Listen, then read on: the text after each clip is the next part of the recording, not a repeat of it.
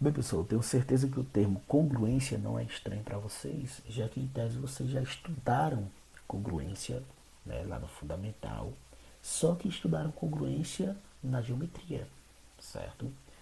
O nosso estudo de congruência aqui vai ser bem diferente daquele estudo da geometria, tá certo? Primeiramente vamos observar o seguinte, o que, é que a gente vai entender como congruência. Seja m um número natural maior do que 1, dizemos que os números naturais a e b são congruentes módulo m quando os restos, olha só, viu? Quando os restos de suas divisões por esse m são iguais, certo? Quando a e b são congruentes, módulo m, podemos escrever que a, essa é a maneira da gente denotar, tá, pessoal? A é congruente a b módulo m. Ou, também podemos dizer o contrário, né? Ó. Podemos dizer que o B é congruente a A módulo M, certo? Tanto faz começar pelo A como começar pelo B, tá certo? A gente estará dizendo a mesma coisa, tá? Um exemplo bem simples é isso aqui, ó. 3 é congruente a 1 módulo 2. O que é que significa 3 ser congruente a 1 módulo 2? Pela definição, vai ser o seguinte. Ao dividirmos o 3 pelo 2, certo? E ao dividirmos o 1 também pelo 2, essas duas divisões deixará exatamente o mesmo resto. É isso que significa essa congruência. Por exemplo, quando dividimos o 3 pelo 2, o resultado dá 1, né? E 1 vezes 2 dá o próprio 2 e o resto será o número 1. Ao dividirmos o 1 pelo 2, aí alguém vai dizer, mas como, professor? Se o 1 é menor do que o 2? Exatamente. Se o 1 é menor do que o 2, já não dá para dividir. E a gente já pode olhar para ele como sendo o próprio resto, certo? Ou então, se a gente quiser forçar uma divisão, o que a gente vai encontrar é que 1 dividido por 2 dá 0, certo? Dá 0. E 0 vezes 2 dá o próprio 0, e 1 menos 0, está aí o 1 aparecendo novamente com o resto. E se ficarmos tentando dividir de modo que deixemos, né, esses números inteiros, né, a gente sempre vai ficar obtendo esse 1 aqui se repetindo como resto. Por isso que eu disse lá no início que esse 1 já era o resto da divisão. Então a gente pode observar o seguinte, que de fato 3 é congruente a 1 módulo 2, porque vai deixar exatamente o mesmo resto na divisão do 3 pelo 2 e também na divisão do 1 pelo 2. Como eu já havia dito, também podemos dizer que 1 é congruente a 3 módulo 2. Não é isso? Bora para outro exemplo. 13 congruente a 7 módulo 3. Qual é o significado? É que na divisão do 13 pelo 3, deixará exatamente o mesmo resto da divisão do 7 também pelo 3. A gente pode constatar aqui, ó, 13 dividido por 3 dá 4, e 4 vezes 3 dá 12. Sobra resto 1. 7 dividido por 3 dá 2, e 2 vezes 3 dá 6. E sobra também resto 1, tá certo? E aí nós podemos dizer que 7, também podemos dizer, né, que 7 é congruente a 13 módulo 2, certo? Sobre as proposições relacionadas à congruência, pessoal, que eu posso vos dizer é que essas proposições, que eu vou apresentar aqui para vocês mais como se fosse propriedade, sem demonstração alguma, certo? Já que eu quero apresentar de modo bem vago e bem rápido. Olha só, essas proposições são o que realmente irá nos ajudar na resolução de problemas que vão envolver, que vão pedir, certo? O resto da divisão de um número por outro, certo? Como eu disse a vocês, encontrei uma questão com essa temática, né, que pedia isso, e aí eu acredito que para vocês resolverem outras questões que possam vir a aparecer, é interessante vocês terem esse conhecimento, tá certo? Sobre congruência. Olha só, de repente alguém pode estar pensando assim, não, mas dividir um número por outro para saber qual é o resto é só fazer a divisão.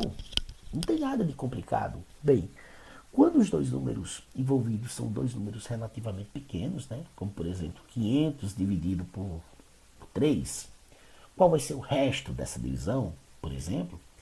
É tranquilo. Eu pego 5, que ao dividir por 3 eu sei que vai dar 1, e 1 vezes 3 dá o próprio 3, e tem resto 2, né? A gente logicamente que vai descer o zero, porque a divisão não termina aí. E 20 dividido por 3 dá 6 vezes 3. Novamente temos aqui 18, ó, e novamente teremos 2. E descendo o último zero, a gente terá um 6 novamente. E agora sim, a gente poderá ter o resto dessa divisão. O detalhe é que nem toda situação que pede o resto da divisão de um número por outro vai dar números pequenos, como esses dois números aí. Um exemplo disso é quando a gente pega, por exemplo, uma situação em que está solicitando o resto da divisão de 2 elevado a 5.001 por 7, por exemplo.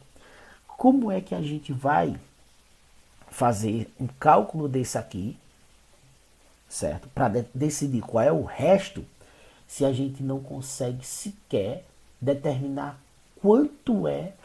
determinar que número é esse. Note que para fazer esse cálculo a gente precisa escrever o número com todos os seus dígitos. E é inviável, pessoal. Nem calculadora faz esse cálculo aqui, para a gente saber quais são os dígitos que tem nesse número 2 elevado a 5.001. E aí em situações similares a essa daqui, que as técnicas que eu vou estar apresentando para vocês, né, as proposições ou propriedades que eu vou estar apresentando a vocês aqui, é que serão úteis, certo? Bora lá então. Proposição 1, né? Para todo A, B, e C e M, tá pessoal? Eu esqueci do M. Pertencente ao conjunto dos naturais, tem-se que A é congruente a ele mesmo, né? Ao próprio A, módulo M. E nota que esse M aqui é um número natural qualquer maior do que zero, certo? Maior do que 1, né? Eu tinha considerado maior do que 1 lá no início. O que ele está dizendo aqui é o seguinte, que o número, por exemplo, 3, ele é congruente a ele mesmo, módulo o outro número qualquer, certo? Por exemplo, 2. Por exemplo, 5 é congruente a ele mesmo, módulo, por exemplo, 7. E aí por diante, certo? Todo número é congruente a ele mesmo. É isso que está sendo dito bem aqui.